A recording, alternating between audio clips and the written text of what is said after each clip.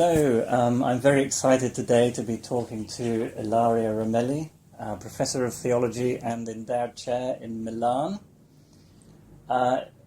Professor Ramelli is best known for her work in patristics, but particularly recently she's become very well known outside patristic circles for her work in the early church and Apokatastasis, or as we know it better, universalism. So I'd like to begin with that. Could you tell us a little bit about how you came to start working on that topic and how long you've been at it?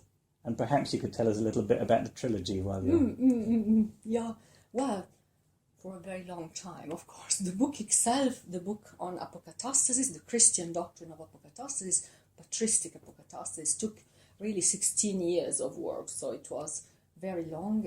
But I came to that, through the study of patristics mainly, after a very long and hard training in classics and especially in ancient philosophy, but also all the classical world and culture. And then I was very interested in seeing how the church fathers, and especially the most philosophically minded of the church fathers, wanted to kind of recover and transform all the classical heritage, and especially the heritage of Greek philosophy, and particularly, of course, of Platonism.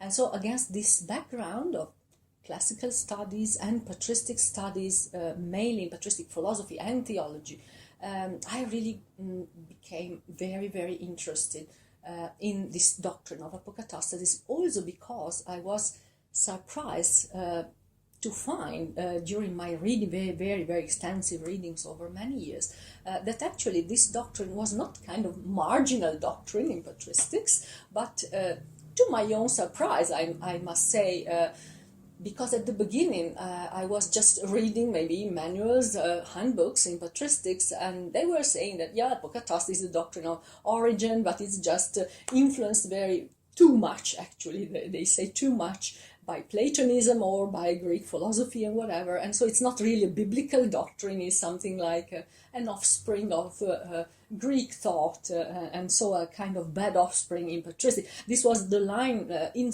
several handbooks and articles, etc., that I was reading at the beginning of my study. Then when I was really going on and deepening with the direct reading of texts, my knowledge of this doctrine in all of patristic, I came to find that it's really very extensive, and so this is why I was struck. And then I came to find not only that it's present more or less explicitly in many more authors, many more patristic thinkers and theologians that usually is assumed, but also that it's not at all something alien from the Bible, or alien to really Christianity, something like that doesn't belong to Christianity, but it is a doctrine that is very deeply Christologically founded in patristics, and it is very deeply biblically grounded. And so this is mainly the main line, really, that I tried also to highlight and to put forward also in my monograph. So this is mainly, I hope, the main acquisition of this. Of course, So the monograph is the giant 900-page Brill volume, the Christian Doctrine of Apokatastasis. It's part of a bigger work. Could you tell us a little bit about that? Yeah, thank you for that, actually, because something that is very dear to me. And so, the trilogy, as it was conceived already not quite from the beginning, but already for several years now, is a very, very big work, again, comprehensive work on Apokatastasis. So the patristic part is done, and we know that there will also hopefully be a following to that, so a kind of following this doctrine also in later centuries. This is one big thing. But the two other volumes that planning, again, over the years, because they really take a long time, are two mainly. So one is what I call pagan apokatastasis or philosophical apokatastasis, and the other one is the rejection of apokatastasis. So these are the big projects. Again, well, they will not be so extensive as this one, but still they are very big in the sense that they really take many years and a lot and huge deal of research and of work. Pagan, what I call pagan philosophical apokatastasis, means going to the roots of this doctrine, of this notion of apokatastasis in Greek philosophy. I began that already actually a couple of years ago when I started a senior fellowship at Durham University, so here in the UK, and in the aftermath of that, I will always go on until I finish, of course, but it will still take some time, a lot of time. But still, there's a lot. So. The doctrine of apokatastasis and its roots in Greek philosophy, so from Plato to the Stoics specifically, and especially what's very interesting and intriguing really to me is in Neoplatonism. So how this doctrine develops, especially in the followers of Plotinus, and especially in Proclus or in Damascus, for instance, you see that even the term itself and then the notion becomes very prominent, whereas in Plotinus, for instance, it was almost absent. And one has to ask why, the reason why, of course, this is. And I do think personally, but again, research is still going on a lot here, that there may have been an influence from Christian Platonism onto pagan Platonism. Usually, it's assumed that the only influence was from pagan Platonism, and this is broadly assumed, upheld. But still, what I think is that there was also an influence on the other direction, and so this is just speaking very quickly about that, and also there will be a lot, of course, and interactions already at the beginning in the school of Ammonius, and of course Origen with this huge personality, and the question of the two origins also bears a lot on the developments of this. But anyway, so this is a very big thing, and it will be separate work. The other one is more kind of ecclesiastical history, patristics, but also history really, and even political history, is a monograph on the rejection of this doctrine. So I will call it probably the rejection, the first title I'm thinking of is the fear option, and an investigation into the causes of the rejection of apokatastasis. Fear option because, of course, those who wanted to reject this doctrine very much wanted to kind of scare people with the fear of hell. So this is the key. To keep them behaving well. Exactly. Well, of course, it's something that already Origen had. He was acknowledging that for people who are not very advanced spiritually and morally, it is much better to believe that they will burn eternally in hell if they behave badly, rather than behaving really badly and thinking that they will be saved anyway. Of course. So the pastoral concern was one very strong, I think, reason for the rejection and later of this doctrine in the Church of the Empire, as I call it, under Justinian, and then in the West, of course, especially under the influence of Augustine. But I really think that there were also other causes. So it's not just the pastoral concern, but there are a number of other causes of political, historical, and social, and many causes. And of course, I would like theological, of course, also even translational, even linguistics. And it would be good to disentangle all of that. Yeah. It would, and I think a lot of people would be very interested to read. Thank you. I hope now I feel under even more pressure, which is a constant condition of my life. Yeah. Well, maybe we could rewind slightly, because people usually associate universalism with Origen in Alexandria. Yeah.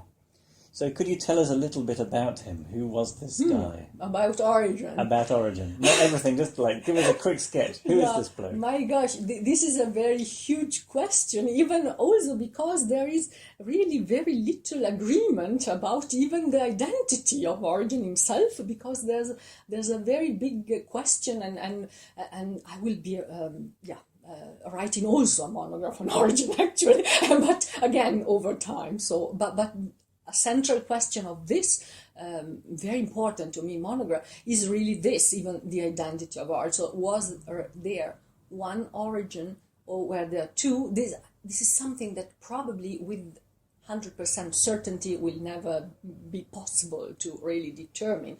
But it's very important for the way we read Origen, because Origen is really one of the, well, probably he's the greatest exegete, this we can say, that the church has ever had in all history. And he has commented on almost all the Bible practically, and he thought that this was really the mission of his life. But his commentaries were not just, he had also a lot of homilies, etc., preaching in church, but his commentaries were not just linguistic or moral or hortatory, but they were very profoundly philosophical. And here is the key. So if I think of the identity of Origen, he's not just the greatest exegete, but he's the first systematic theologian, and another project, as you know, is a commentary on his first principle as the first treatise of systematic theology and of theoretical philosophy together. So the first Christian treatise in these both of these senses, and this again is a huge endeavor, and there was nobody before Origen who did anything like that. And actually, after Origen, we will have to wait many centuries for before having something comparable to that, which is John the Scotter Eugenas Perifusion. So something and then again this is 9th century. So how many centuries after? And then again another several centuries after with Thomas Aquinas, Summa Theologia. But of course, with Thomas, we are already in a totally different world. So both Origen and still Eugen are really in patristic philosophy and theology. With Thomas Aquinas, we have already, scholasticism. There's a lot of patristics going there, but still. So this is just to say Origen, greatest exegete, the first systematic theologian, the first one who brought in really seriously, much more systematically than Clement already did, of course, and then Justin maybe already did. So who brought in really Greek philosophy, brought to bear very heavily onto Christianity, and he wanted to show that Christianity was absolutely not the irrational religion that was, or even superstition that was accused to be in the 2nd century. I have just an article in Vigilia Christiana about that. It's very long, showing how these polemics really kind of prompted Christian intellectuals to react to that and say, no, Christianity is based on the logos, is ground, so it's not irrational, it's not just a belief, something like for old people or for, for unlearned people or whatever, for credulous people, but it's really grounded in the logos, and the logos is Christ, but the logos is also our logos, right, our rational faculty. And so here all the endeavor that Origen wanted really to purge this great rational investigations into all the mysteries of Christianity and the racial interpretation of the Bible. Of course, there was so much from Greek philosophy he took, especially Platonism. I do think that he wanted to construct an orthodox Christian Platonism against both non-orthodox or heterodox Platonism, such as the Gnostics, who were not Orthodox Christian Platonists, or Marcionites, they were not non-Orthodox and non-Platonist either, and also against other philosophies that were non-Platonic, but for instance Stoicism or Epicureanism, and even Aristotelian. He had very heavy grudges against us, so he really had a lot of criticism, and sometimes people don't really think that he was really Platonist, but I do think he was. But again, a special Platonist, he was a Christian Platonist, and this changes lots of things, of course. So again, we should stay here for hours about Origen. Well, maybe you could tell us a little bit about the key aspects or the key components of his theology of apokatastasis. If you could summarize it in a few key points, what is this thing called apokatastasis? So Origen, I think it's very, very central doctrine. So it's not just eschatology like one chapter of his theology, and maybe marginal, as in many theologians this is, but this really amounts to a very central theory and doctrine for him, because for him, apokatastasis is, of course, the universal restoration of every creature, and especially the rational creatures, to God. But this doctrine is what Origen calls the telos, which is the end of all. So the end of things, the consummation of things, the perfectioning of everything, and the realization finally of the original plan of God for us, which was never actually realized at the beginning, but will be realized in the end. And for Origen, this idea of the telos, which coincides with apokatastasis and with theosis, so with deification, this notion of becoming God, which is, of course, a terribly bold notion, and one should, of course, interpret them in the right way. This would be a very long discourse. So this telos, as characterized by apokatastasis and theosis, or restoration and divinization or deification, is the guiding line for all of his thought. So, for instance, his ethics.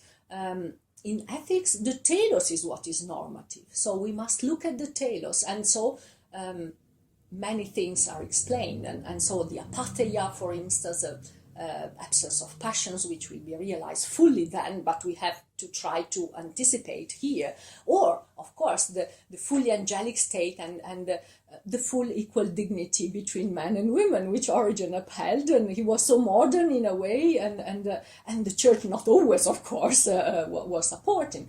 And again, he's looking at the telos. Look at the tail in the telos. Origen is very clear. He said, there's the human being. It's not just men or women, and they don't marry. They're not given in marriage, as Jesus says. And so again, he was looking at the telos, and he said, this is the human being, humanity, as the perfection of the notion that God had. And so not, discrimination or something. And this is also in his ethics about poverty and about social injustice. And I have a big, actually, OUP monograph on social justice and the legitimacy of slavery in the Fathers. And Origen figures that Gregory of Nyssa is more prominent because of all his discourse on slavery. But Origen is kind of a guiding sign and guiding light for Gregory, and he was inspired. So this is just to say, there would be a number of things, but just to say how apokatastasis and this notion of the telos, the plan of God realized, is something that is very central to every aspect of his thought, from anthropology to ethics, not only eschatology as a kind of small chapter of theology, so to say, but it's something like encompassing everything. So what are the pillars, so to say, of this doctrine? Why is Origen thinking that this is true Christian doctrine and should be supported by Christians, at least, again, among kind of perfect Christians, and not so much among kind of incipientes, so those who are just beginning, those who are not yet morally more mature Christians. Exactly. And so again, he was very concerned about stages of maturity and the appropriate doctrines that could be disclosed, so to say, to each stage.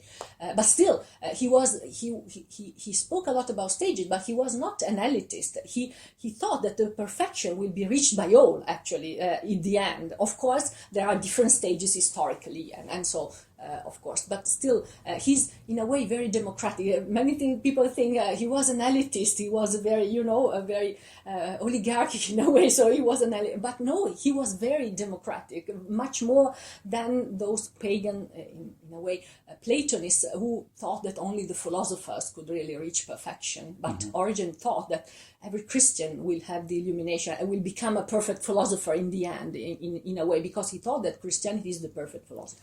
So the doctrine of apokatastasis, the main pillar, of course, for him is the Bible. Then there are very big ontological pillars, and then all sorts of, there are many pillars, but the main ontological pillar for the doctrine of apokatastasis is the idea, which will be taken over by Gregory of Nyssa and by Evagrius Ponticus very closely and will be developed by them, is that evil is negativity, is pure negativity. So evil is not kind of principle that is on a par with God, who is the supreme good. And so when we speak even of the choice, of course we are free to choose between good and evil, but the choice between the two is not the choice between two equal things. And so this makes all the difference, because the good is God and is all the being, and evil is nothing. Evil only arises. Of course, evil is terrible. It's not to downplay, so evil, so it's not important. Evil is terrible. And Origen is always speaking of the action of the devil and all the demons to kind of enhance evil and try to instill it in the heart of humans and in their choices. So evil is terribly dangerous, horrible, and it's the source of an immense suffering, and it's extremely bad. But still, it will always be a loser, and Satan himself will always be the great loser. Because evil is a privation? Exactly, of good. It's just negativity. Right, it's when a good thing is broken or not working properly or damaged. Exactly. So it's not a thing. It's not a thing. It's not a principle on a par with God. And actually, when Origen was writing on first principles, right, Parry means on first principle, and he say, the principles are three and are Father, Son, and Holy Spirit. So the principle is three and is one. The principle is God. Evil is not a principle at all. So God is the principle of everything, but God is the good. So to say the good, when faced with evil, is not on a par. So evil is always kind of less, and will be. And this is why Origen thinks that the victory will be of good. There will be no victory of evil, because evil has no substance of its own. Evil only arises from the bad choices of persons, of course, because it comes from free will. It's an intrinsic consequence of free will. But again, when we think of free will, this is again another big thing, is the ethical intellectualism that Origen upheld, and again the fact that for him, and for many Christian Platonists, also Gregory of Nyssa, others, Eugen, etc., the choice, we are free, our will is free, so we can choose between good and evil, but we are really free only when we choose the good. And this is something that Plato already was saying. Right. So freedom is freedom for the good and is not freedom for evil. And if one chooses evil consistently, especially, one is enslaved to evil, so one is not free. That's and right. this is Which again, what St. Paul says. Yeah, and this exactly. And whoever, who really follows evil is enslaved to evil. To say, we can say, Christianly speaking. So also ethical intellectualism is another big ethical pillar. So the ontological pillar is really the ontological negativity of evil. So it has no metaphysical substance. And so if evil is to be defeated, it ceases to exist. Exactly. Which means that there can't be any sin in any creatures. Exactly. Even in hell. Exactly. There can't be any rebellion. Exactly. Because otherwise, for Origen, but also for Gregory, for Eugen, that would be terrible defeat of God. Even if one single person keeps evil in himself, remaining in hell forever. So voluntarily, because of course Origen was also emphasizing a lot always the voluntary nature of the choice for the good. So we have to choose God because we love God, not because we are constrained, because we are forced or we are crushed by. And again, so there's this ethical intellectualism. There's the concept. There's the biblical grounds, and here we come to Saint Paul and to the submission of all to God. And what does it mean? What does it mean to submit? So ethical intellectualism, again, very, very briefly, comes again from Plato. And you just tell me if it's too long. I'm trying to summarize a lot because it's very important. Yes. So ethical intellectualism means that the choice of evil is never done with a clear mind. This mainly means that our will is free, but our will directly depends on our mind, on our nous. Intellect is nous in Greek. And so this is, what Socrates already said, what the Socrates of Plato was saying, what Clement said, what Origen said, what Gregory said. It's all this tradition of Christian Platonism going back really to Plato, but it's a great truth that Origen thought was a Christian truth, not just because Plato said it, but because he found it in the Bible. And also in the Bible, maybe he was commenting on several passages, and then he pointed out, recte aute him peccatum incipientiam nominavit. So here the Bible says quite rightly that sin is incipientia, is ignorance, is lack of knowledge. So this is for him the key, and for many other Christian Platonists, is the key to understanding the choice for evil is never really free, because we never really choose evil qua evil because it is evil, but we just mistake it for something good. And of course, it's a bad reasoning. It's something like it's a deception. And Gregory of Nyssa also was so convinced of that he even interpreted the original sin, so kind of the prototype of all sins, in terms of ignorance. And he said, because they ate the fruit, disobedience, but they ate the fruit because it looked good. This action looked good, and it was evil, but they thought it would be good, and so this is why they were deceived. Of course, they were deceived by the devil. So there's always this component of the devil, which, not that it excuses human beings. Of course, we are responsible, but we are responsible. But the choice, again, between good and evil is never on a par, because we are constitutively done to follow the good, because we are created by God and not by the devil. Of course, the devil creates nothing. The devil only deceives, tries to trick us into believing that something is good and then it's an evil and you are sinning. But this is the deception. And so it's never on a par, because the principle of the good is God. The principle of evil is just deception, is nothing, is lack of goodness, is the trick of the devil who tries to make things appear in a way, but they are not in a way. So this is something very important, because of course we hear now, in debates on universalism, one of the key points is free will, right? We are free to choose evil until the end, against God all the time, and even in hell forever, and this is a question of freedom. But the fathers, they will always say that one person who consistently chooses evil, knowing that, this person is simply ill, mentally ill, and they must be illuminated. Yeah. This is the fathers, and they say, and why is Christ the Logos and the physician? He has to heal them because they are mentally ill. So Christ is the great physician, and Origen, for instance, in Contrasession, says there is no illness of the soul that the great Logos physician cannot heal. So he can, because he created us, and so he can heal all of us. There's nobody among us whom he cannot heal. And then after saying this, he say, and the end of all things will be the elimination of evil. So this is a conviction, and it's Gregory, they are kind of obsessed. They really put this conviction, hammer home in a way all the time. The end of a thing must be the total elimination of evil. And then they see this, of course, very clearly declared by the Bible in many passages. I just take one example, but there would be a lot from the Epistle to the Romans, from Corinthians, from Old Testament, from New Testament, many things. And of course, the First Timothy with the universal salvific will of God. There are plenty of points in the Bible that they think declare very clearly universal salvation, basically, so universal restoration. But one of the most really important, but again, there are many important, not just the only one, there are so many, but I take just one because of the time, is 1 Corinthians 15:28. And there is Paul who is speaking about the universal submission of all to Christ.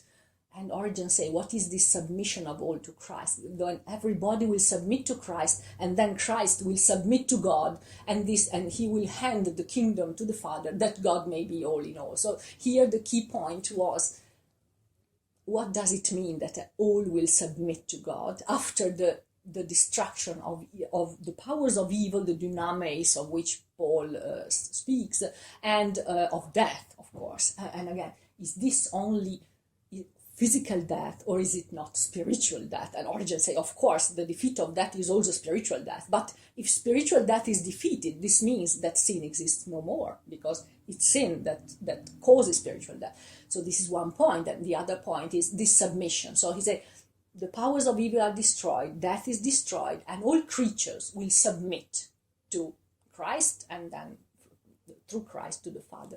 And this submission, Origen and then others, of course, says must be voluntary. This is the key. And they use a psalm in which David says that will not be my soul submitted to God, because from this comes my salvation. And this is the key for Origen. And again, it's all the Bible, right? It's not just Greek philosophy. From the psalm, he takes this equation between submission and salvation, because David, the great psalmist, of course, according to tradition, the author of the Psalms, says that from the submission to God comes salvation. And so Origen says, if all will finally at the end submit to God, this means that all will be saved, because submission means salvation. And of course, the presupposition for this is clearly that everybody will submit voluntarily. So this submission is not forced, because for Origen, free will is something paramount, and this is clear because he was mainly polemicizing with the Gnostics, who thought that one's fate, one's destiny is kind of fixed, independently of one's moral choices, apart maybe from one of the three classes that the fathers reconstruct concerning Gnosticism, Valentinian era. But anyway, so the main line, at least in the polemic of the father of Valentinianism and Gnosticism, was to say that free will is really not real, because anyway we are already predestined. Whatever we do, we are already predestined to salvation or damnation, whatever. And then apart from maybe the middle class of the psychikoi, but anyway, so the fathers of course emphasized so to say the contradictions of the Valentinian, everything, but still this was for Origen's own doctrine and construction of his doctrine. And so he really pushed the importance of free will much farther than it was before. And so for him, really free will is pivotal, is something that it's absolutely central. And so then he says it's worthy of God. So to have a submission that is voluntary, this is the only thing that is worthy of God.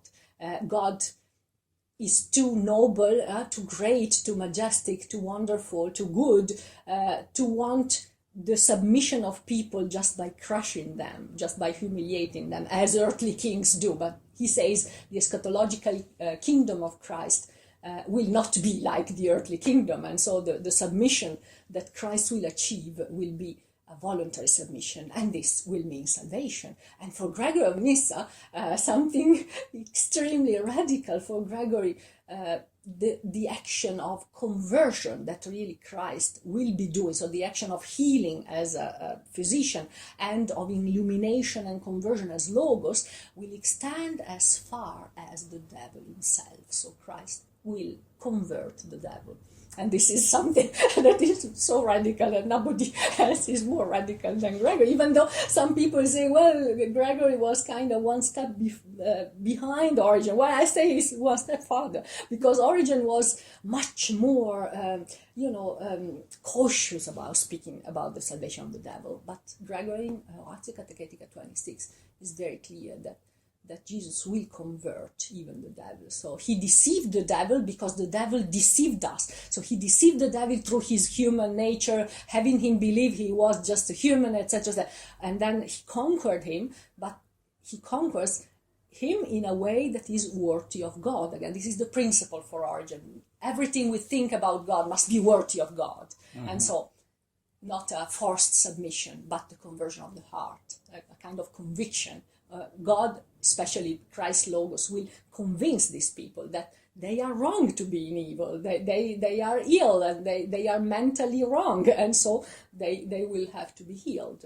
And again, the conviction is that there is no illness of the soul, no spiritual illness that cannot be healed by Christ the Logos. And he can even vivify the dead. And so even if one is mortally dead in his soul, well, Christ is the one who raises the dead.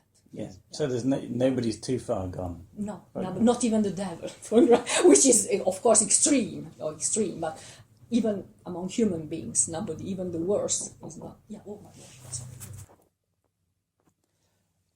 God. So many people tell me that universalism is heretical, and clearly it somehow fell into disfavor in the church. Could you tell us how it was that it came to fall into disfavor, and is it a heresy?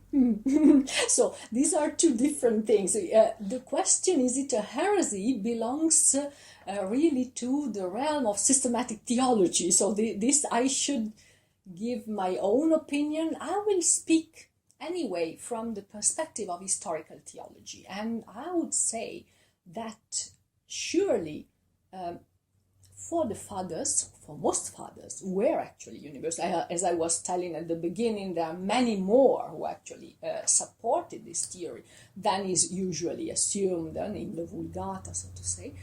For them, it's on the contrary, it's the Orthodox doctrine. And even some of them, such as Origen and Gregory of Nyssa, actually supported this doctrine in defense of orthodoxy, of Christian orthodoxy. So this may sound strange, maybe to people who just read some handbooks and some, sclerotization, so to say, of the question. But surely Origen, as I was also saying already very quickly, Origen really supported it as a part of his whole construction of an orthodox Christian Platonism, especially against this doctrine of the Gnostics, or at least the way the fathers represented them anyway, and which was a doctrine which had clearly predestinationist features. And Origen very clearly, especially in book 3 of Parry of the First Principles, shows very clearly that exactly from his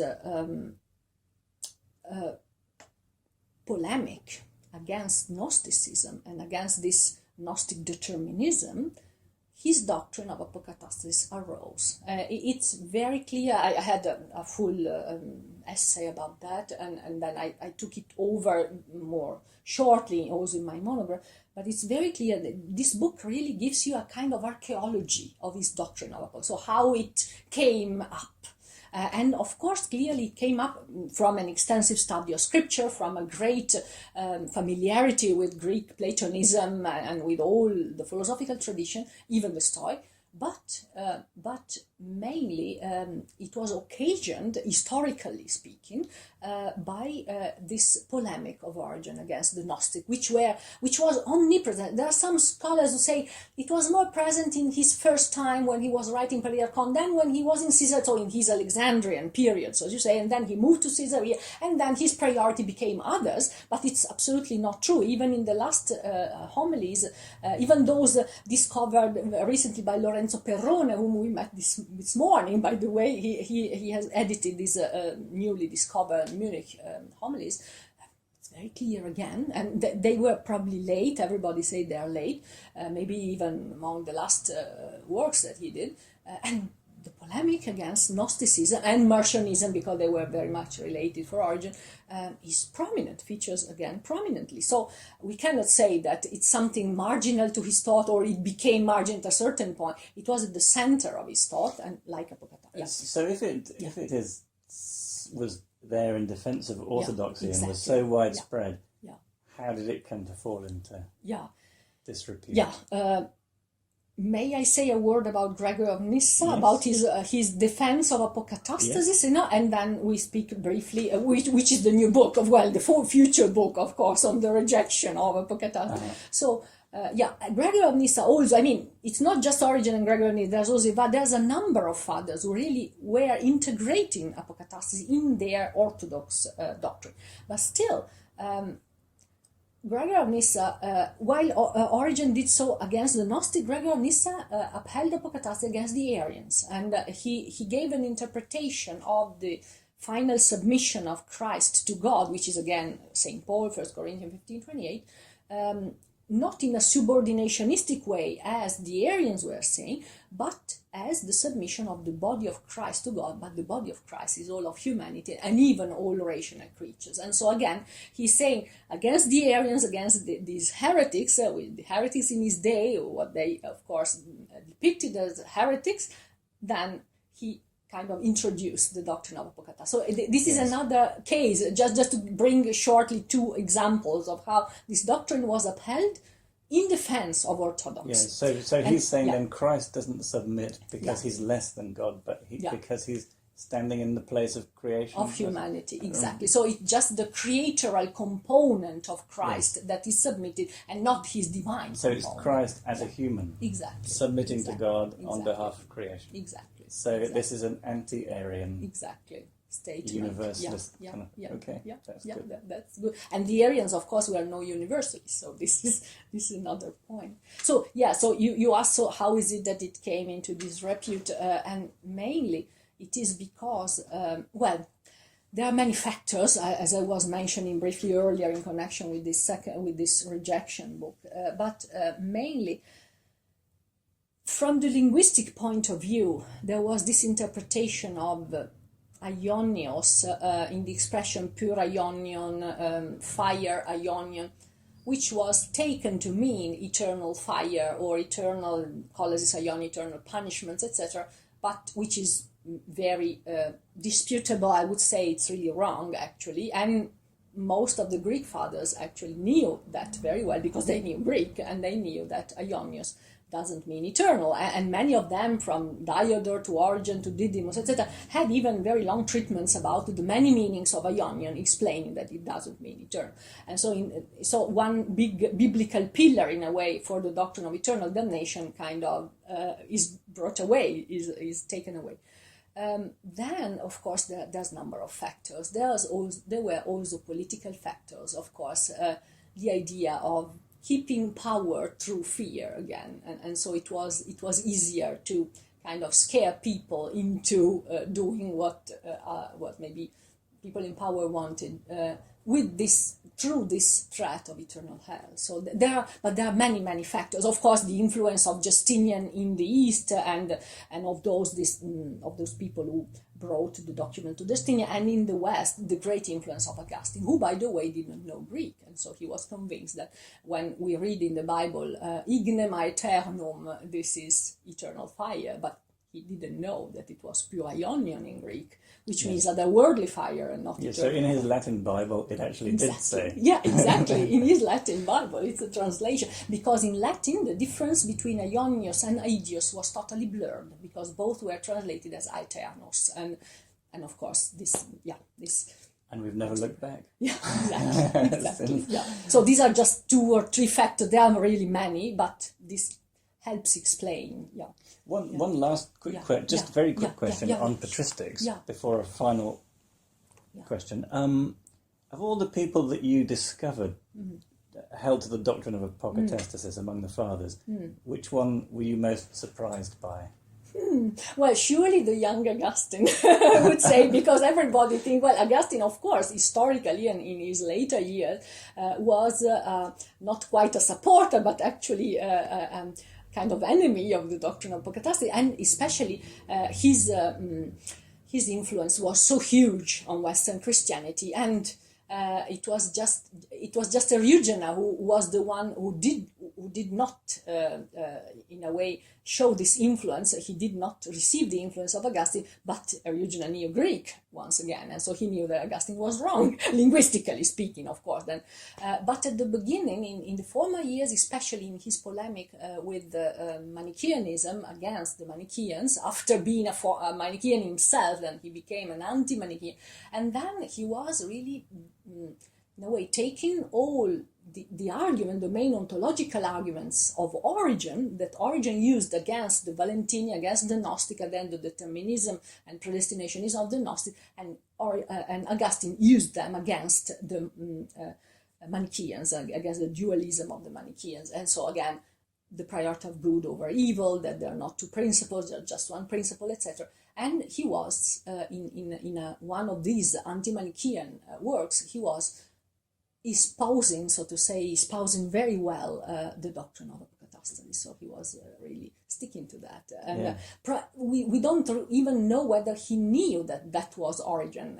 There's a lot of supposition, hypothesis. He could read maybe manuscripts without title, and so many means through which Origen's thought could arrive to the young Augustine, but it did anyway. And when he says that all creatures that have fallen are ordered by the providence and the goodness of God until they have they return to the condition from which they have fallen, this is Apokatastasis. And he says all creatures, omnia deficientia, so it's not saying someone. Okay. So you heard it first here. Augustine was once a universalist. We finished the question. It's okay. So just one final thought. So anyone listening to this hopefully will be pleased to learn that you're actually writing a popular and short version of this.